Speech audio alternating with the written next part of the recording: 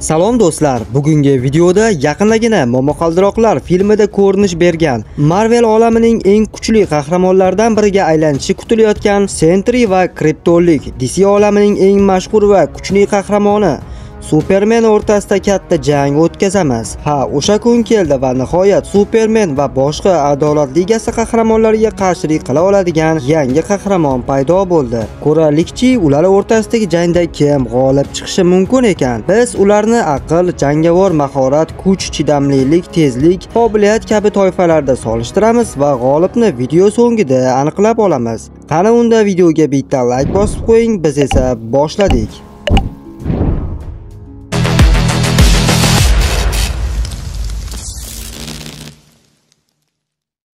Dastlabki toifamiz aql bo'ladi.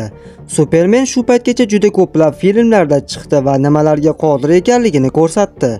Sentry esa Momaqaldiroqlar filmida paydo bo'ldi va qisqa vaqt ichida uni qanchalik kuchli ekanligini bilib oldik. Ammo aql borasida Sentry hali tajribaga ega emas. U jangda faqat kuchiga tayanib jang qildi. Superman esa katta tajriba to'plagan, ko'plab yovuzlarga qarshi jang qilgan.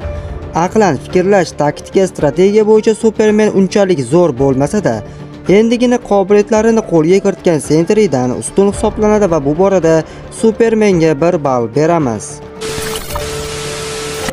Navbatdagi toifamiz esa jangovar mahorat bo'ladi.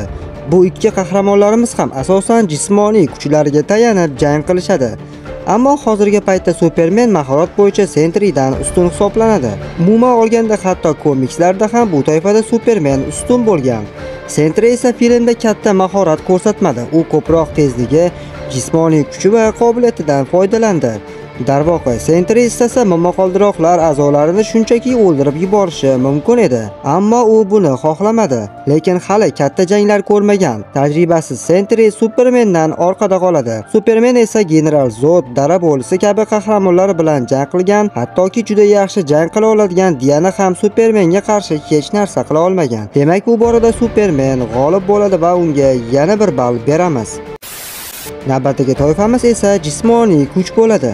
Bu toifada ularning qaysi birlari kuchli ekanliklarini isbotlash juda qiyin bo'ladi. Superman sayyorani ko'tara oladigan darajada jismoniy kuchga ega. U quyoshga yaqinlashgan sari kuchi oshadi. Superman katta samolyotlarni ko'tarishi, yuzlab tonnalik kemalarni tortishi va ulkan ko'p qavatli binolarni ko'tarib yurishi mumkin. Superman tortgan kema taxminan 40 ming tonna bo'lgandi. Bu juda katta ko'rsatkich hisoblanadi. Supermanning eng katta jismoniy kuchi ona qutilarini ikkiga ajratish sahnasi bo'lganda, o'shanda Kiborg va Superman deyarli 100 ming tonna bosimdagi qutilarni ikkiga ajratishgandi. Ha, bu ham juda katta kuch hisoblanadi. Sentry esa filmda super askarlarni o'yinchoq qilib tashladi. Ammo Sentry Superman kabi raqibga qarshi jang qilmadi va katta og'irlikdagi narsalarni ko'tarmadi. Lekin albatta u buni qila oladi, shunchaki uni keyinchalik bunday kuchlarini ko'rsatishlari mumkin. Komikslarda Sentry million quyosh energiyasiga teng kuchga ega deb aytilgan. Ammo filmda ham shunday bo'ladimi yoki yo'qmi, buni hozircha bilmaymiz. Ha, ikkovi ham juda kuchli ko'rinishmoqda. Ammo ikkovining birinchi filmlariga e'tibor bersak, Superman katta kemani torta olgan va General Zodga qarshi jang qila olgan. Sentry esa oddiy qahramonlarga qarshi jang qildi. Ha, ular oddiy qahramonlar emas, lekin Sentry uchun oddiy qahramonlar edi. Demak, bu borada Superman ustun kelmoqda. Ammo Void kuchi bilan Sentry Supermanga tenglasha oladi. Ha, komikslarda jismonan Sentry Supermandan kuchliroq bo'lib chiqmoqda. Ammo filmda hali buni ko'rmadik. Demak, juda qiyin taqqoslashdan keyin Superman birinchi filmda ko'rsatgan natijalari bois ustun deb o'ylayman va unga 1 ball beraman. Navbatdagi toifamiz esa chidamlilik bo'ladi. Bu toifada nima ham deya olamiz? Yana o'sha gap. Ikkovlarining birinchi filmlarda ular har xil natijalar ko'rsatishgan. Supermanga ham Sentryga ham o'qlar ta'sir qilmaydi. Koinotda ham ikkovi omon qola olishadi. Superman filmda yadro portlashidan omon qola olgan. Sentryning yadro portlashidan omon qolish ehtimoli Superman bilan deyarli bir xil hisoblanadi. Uning Void xususiyati va cheksiz energiyaga ega bo'lishi uni portlashlardan ham qayta tiklashga imkon beradi. Sentry shuningdek haqiqiy cheksiz kuchga ega bo'lgani uchun u yadro portlashlaridan bemalol omon qoladi va umumiy regeneratsiya jihatidan Supermendan ustun bo'lishi mumkin. Ammo yana bir bor aytib o'taman, filmlar diqqatiga kelsak, bu borada ular teng kelishadi deb o'ylayman. Demak, ikkovlariga ham 1 balldan beraman. Navbatdagi toifamiz esa tezlik bo'ladi. Tezlik bo'yicha Superman va Sentryni solishtirsak, har ikkisi ham odatiy fizik qonunlarni buza oladigan darajada tez harakatlana olishadi. Lekin Superman bu borada ancha ko'proq natija ko'rsatgan va doimiy ravishda yorug'lik tezligiga teng yoki undan ham tez harakat qila olishi ko'rsatilgan.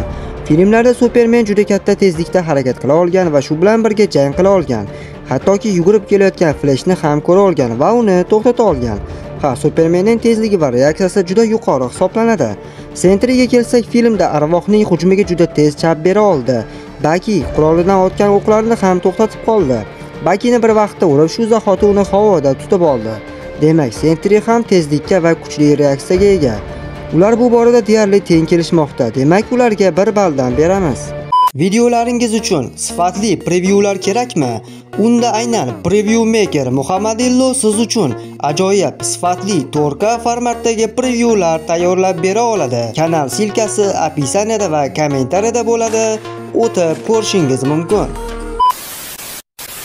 Va nihoyat so'nggi toifamiz bu qobiliyat bo'ladi. Superman va Sentry ikkalasi ham o'ta kuchli super qahramonlar bo'lib, ular DC va Marvel olamlarining eng qudratli qahramonlaridir. Ularning kuchlari o'xshash bo'lsa-da, ba'zi farqlar mavjud.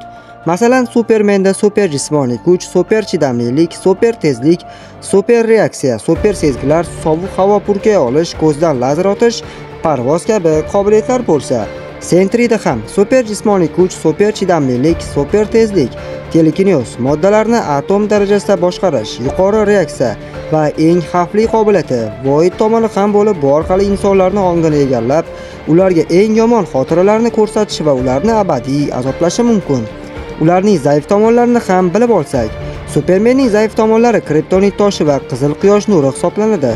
Ko'pchilik uni sehrga chidamsiz deyshadi, lekin g'aroyib ayolning lasso arqoni unga ta'sir qilmagan ekan, demak bu zaiflik emas deb qaror qilamiz. Sentryda esa zaif tomonlari uni qandaydir chip bilan boshqarish mumkin ekanligi va ruhan o'zgaruvchan ekanligi bo'lib chiqmoqda.